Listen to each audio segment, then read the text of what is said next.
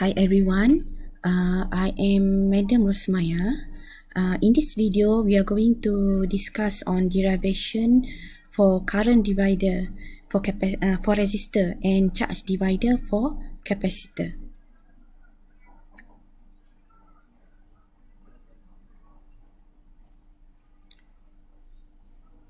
So if the resistor R1 and resistor R2 is arranged in parallel and then they are supplied by the EMF here across them, so voltage across R1 is named as V1 and voltage across R2 is equals to V2.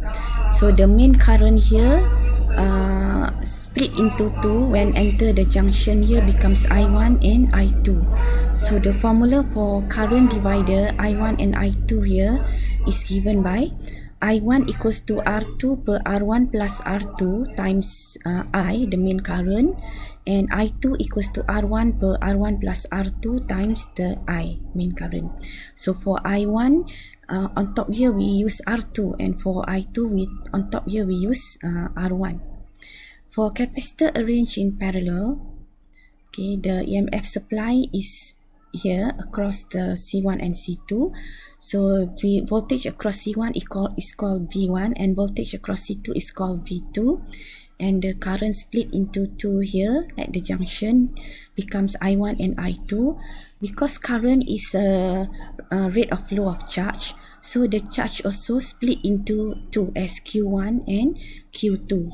So formula for charge divider Q1 is given by C1 per C1 plus C2 times the Q, mean charge, and Q2 equals to C2 per C1 plus C2 times the Q, the mean charge.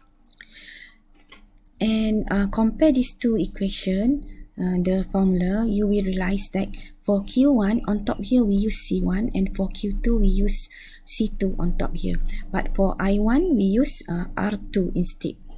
Okay, so we are going to derive the equation. So why the equation becomes like this?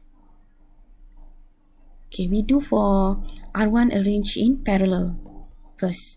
So the first equation, if R1 and R2 arranged in parallel, therefore they have same voltage, V1 equals to V2 and also equals to EMF if the EMF has no internal resistance.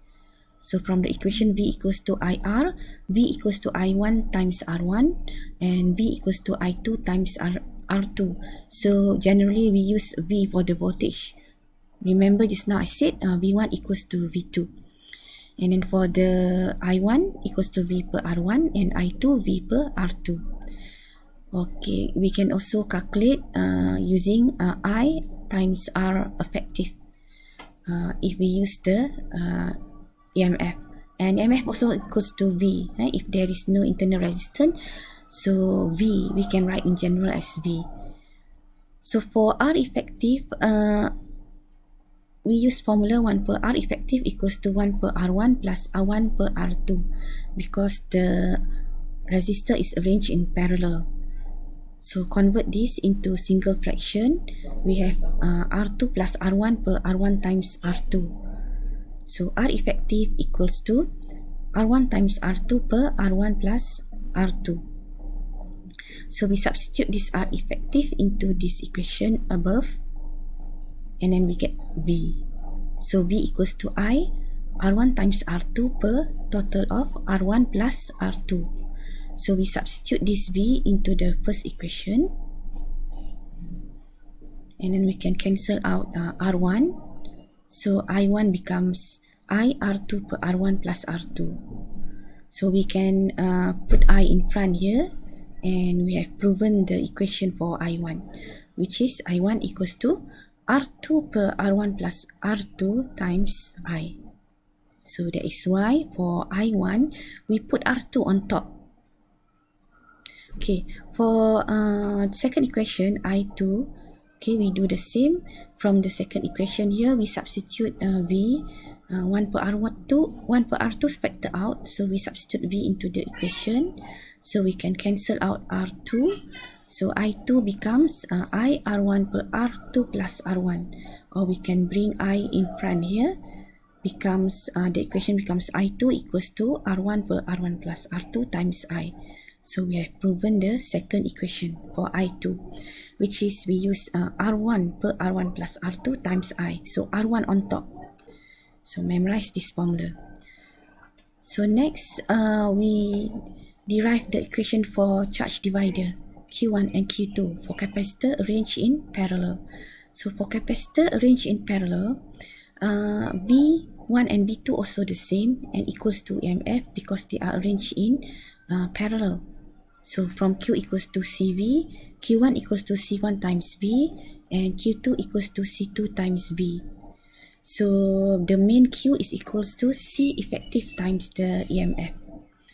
So we use V generally for the constant voltage. So voltage equals to Q per C effective, and for capacitor arranged in parallel, so the C effective is given by C1 plus C2. So we substitute into the above equation,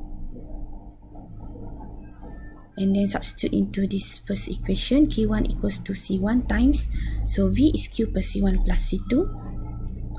So we can rearrange here Q and C1 because this involve multiplication. If 2 times 3 is 6, 3 times 2 also 6. So we can exchange the position.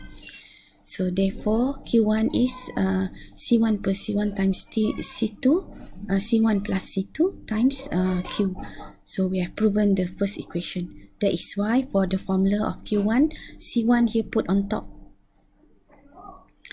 And for Q2, we use the second equation. Q2 equals to C2 times V, substitute V into the equation. And then we exchange the position Q and C2. And even we can put Q in front here. So Q2 equals to C2 per total of C1 plus C2 times Q. So proven the equation for Q2. That is why for Q2 we use C2 here on top. Okay, now we try example 1. Let's say R1 is 20 ohm, R2 is 10 ohm. So to find I is given 3 ampere. So to find I1, so on top here is R2. For current divider, if this is I1, so R here must put R2 on top. So R2 is 10 ohm. So 10 per total of resistance 20 plus 10 times major current 3. So we get 1 ampere. So therefore I2 is 2 ampere because 1 plus 2 is 3 ampere. The main current is 3 ampere. So must not total of current must not exceed this value 3 ampere. So for capacitor arranged in parallel, so to find the Q, let's say given C1 is 60 microfarad, C2 is 20 microfarad, and given that Q total is 120 microcoulomb. So for Q1, on top here is C1. So C1 is 60. Okay, 60. So we put 60 here divided by total of capacitance, 60 plus 20. And the total charge is 120. So we get 90 microcoulomb. So if Q1 is 90 microcoulomb, Q2 will be 30 microcoulomb because 90 plus 30 is 120 microcoulomb. So total of charge must not exceed 120 microcoulomb because when the current flows, so the charge flow also split into two. One is 90, the other one is 30. So total of charge 120 microcoulomb. So be careful when to use these two equation for current divider and charge divider. They are used when capacitance or resistor arranged in parallel. So that's all for the video, and thank you for watching. Bye.